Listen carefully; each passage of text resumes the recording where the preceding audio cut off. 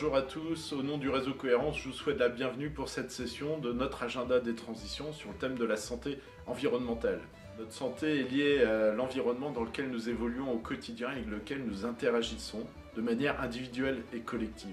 Nous avons tous pris conscience de cette interdépendance, de la dégradation de l'environnement, des polluants auxquels nous sommes exposés, et notamment les plus fragiles, je pense aux enfants, mais aussi des émissions de polluants que nous produisons nous-mêmes à travers nos modes de vie, nos modes de production. Un tiers des Bretons et des Bretonnes estiment être exposés dans les années à venir à un risque élevé de cancer du fait de l'environnement dans lequel ils vivent. Il nous faut donc être acteurs pour agir sur notre santé et celle de notre entourage, en diminuant notre exposition aux polluants, en réduisant nos propres émissions, afin de vivre dans un environnement qui respecte la santé et le bien-être de tous.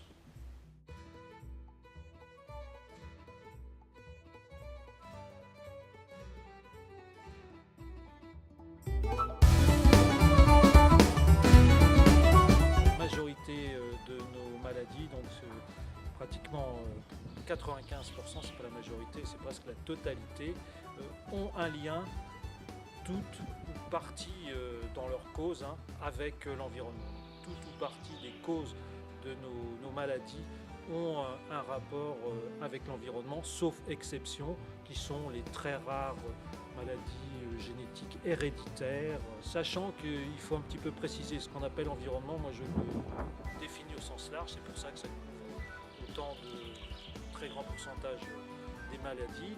Ça concerne l'environnement domestique, donc tout ce qu'on utilise comme produits et comme matériaux dans nos maisons, toute notre alimentation, les jardins si on a un extérieur, donc ça c'est l'environnement domestique, personnel, et tout ce qui est riverain, tous les émetteurs qu'il peut y avoir, les industries ou un incinérateur à côté de notre maison, tout ça c'est l'environnement domestique. Ensuite, une part qui est professionnelle, donc là c'est l'exposition dans le cadre de la profession, donc ça c'est pour les adultes, mais ça pèse aussi. Et puis après l'environnement général, donc la qualité de l'air qu'on respire, de l'eau qu'on boit, la qualité du sol et donc qui va conditionner la qualité des aliments qu'on va manger. La biodiversité, moi que je mets au sens large dans l'environnement, parce que ça a un effet protecteur sur la santé qui est confirmé par les organismes nationaux qui étudient cela. Les eaux littorales, donc la mer intervient aussi dans notre environnement. Donc c'est très très large. La biosphère, donc ça conditionne notre santé. Pratiquement totalement. Donc l'alimentation qui plus est, rapportée à la santé, est aussi un poste essentiel, puisque au bas mot, 80% des pathologies, de la mortalité, est en relation avec l'alimentation. Donc ça vaut la peine de faire attention à ce que l'on met dans son corps 3 fois par jour. On fait attention à la qualité du carburant qu'on met dans le moteur de sa voiture, mais il faudrait être aussi vigilant sur le carburant qu'on met dans son propre corps. Bon. Et de ce point de vue-là, manger des aliments issus de pratiques qui n'ont pas pollué, qui respectent l'environnement, est important justement pour l'environnement, mais aussi pour sa santé. Les pesticides, beaucoup d'entre eux, ont des potentialités cancérigènes, neurotoxiques, immunodépressives, qui portent atteinte aussi à la fertilité, aux équilibres métaboliques. Enfin, tous les grands fléaux sont concernés par cette histoire de pesticides, pour ne parler que d'eux. Et il y a un élément très important qui doit aussi alerter aussi bien le consommateur, l'individu, que la collectivité, c'est le dossier des perturbateurs endocriniens. C'est une véritable bombe biologique ou physiopathologique à retardement qui commence déjà à nous exposer à la figure, qui met en jeu la fertilité, qui met en jeu les maladies cardiovasculaires, les maladies métaboliques, et puis aussi beaucoup d'autres atteintes viscérales. Et bien là, une grande partie d'entre eux passent par l'assiette, via les pesticides, je viens d'en parler, via aussi les emballages alimentaires. Si on ne mange pas frais, si on mange tout préparé à l'avance, emballé, il y a beaucoup de plastique dans lequel il y a beaucoup de perturbateurs endocriniens. Donc l'essentiel de notre contamination interne par les perturbateurs endocriniens passe par l'alimentation. Donc voilà des exemples très concrets. On est la région qui concentre le maximum de production agricole intensive. 56% des porcs français sont produits en Bretagne, 42% des volailles, 25% des bovins. Et donc on a des nuisances environnementales, des pollutions extrêmement importantes. On émet à peu près la moitié des quotas d'ammoniac français, tous ces élevages, lors d'éjection et puis les engrais azotés qui vont avec ce système intensif et qui fabriquent des particules fines, ce qui fait qu'on vit vraiment avec une pollution de l'air très importante, des conséquences sanitaires à mesurer mais qui sont très très importantes. Pour la France, on parle de 50 000 décès prématurés. Combien pour la Bretagne? Il y a cette pollution de l'air. Donc ensuite, ces élevages sont grands utilisateurs d'antibiotiques, sélectionnent des souches bactériennes résistantes. J'ai fait mes propres estimations parce que les chiffres sont très difficiles à trouver. La consommation d'antibiotiques dans les aliments médicamenteux des élevages en Bretagne est de 400 tonnes par an. C'est la consommation estimée également d'antibiotiques humaines pour toute la France. Donc ça pose un problème grave de sélection de souches résistantes et on voit tous les problèmes. Là, il y a les salmonelles récemment, mais il y a d'autres bactéries comme ça très résistantes, les colibacilles qu'on retrouve dans l'eau, qui vont partout, les staphylocoques. Donc là, il y a des changements à faire pour nous protéger.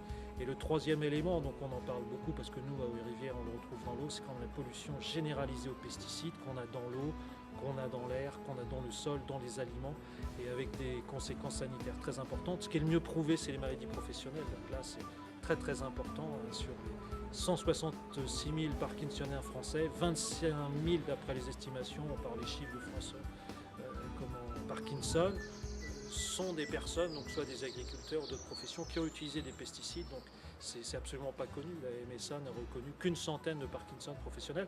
Donc on voit qu'il y a des graves problèmes, pas des problèmes, des problèmes sanitaires. Et donc la prévention, là, on connaît les causes, il faut agir maintenant, il faut retirer tous ces produits, en particulier les insecticides neurotoxiques, Parkinson, mais les autres pesticides aussi. Selon ce mode d'alimentation, on va favoriser le dégagement des gaz à effet de serre qui sont à l'origine du dérèglement climatique ou les réduire à sa petite échelle, certes, mais si on est de plus en plus nombreux à prendre conscience, on va devenir très significatif pour améliorer l'état des lieux. Le fait de consommer beaucoup trop de produits carnés, de produits animaux et pas suffisamment de protéines végétales concourt grandement aussi à ce bilan. Donc on voit bien que manger plus équilibré, être moins viandard et plus végétal, manger local, ça a du sens en fonction du bilan que je viens de dresser. Quand on sait aussi que pour une même production, l'agriculture biologique réduit d'un bon tiers le bilan carbone de l'alimentation, on voit que manger bio, local et végétal, alors là, réduit très nettement le bilan carbone de l'assiette. Donc voilà un exemple qui passe par notre comportement individuel. Les déplacements, j'en ai parlé un tout petit peu à propos de l'assiette, la façon de s'habiller, il y a plein de choses qui au quotidien a du sens et on peut devenir acteur de ce développement durable en étant beaucoup plus responsable à partir du moment où on est informé. C'est jardiner au naturel, si on jardine, on est dans cette action. De toute façon, ça va être une obligation. La vente des pesticides aux particuliers au 1er janvier 2019, c'est fini. Faire très attention aux biocides. On est sûr que dans les maisons où il y a beaucoup d'insecticides utilisés, donc notamment dans les chambres des enfants, ça augmente le risque de leucémie, ça c'est prouvé. Donc toutes ces pratiques-là, voilà, on le sait, donc faire attention à tout ça. Les matériaux, on sait que certains matériaux émettent des phtalates, des retardateurs de flamme, donc il faut être très exigeant dans les achats, dans ce qu'on achète neuf et qu'on met dans la chambre des petits-enfants. Donc il vaut mieux mettre du vieux matériel, ça paraît bizarre, mais c'est comme ça. Et puis après sur l'alimentation, donc ça, il y a plein de démonstrations des bénéfices de l'alimentation saine, donc, ce qui est garanti par le label bio par exemple.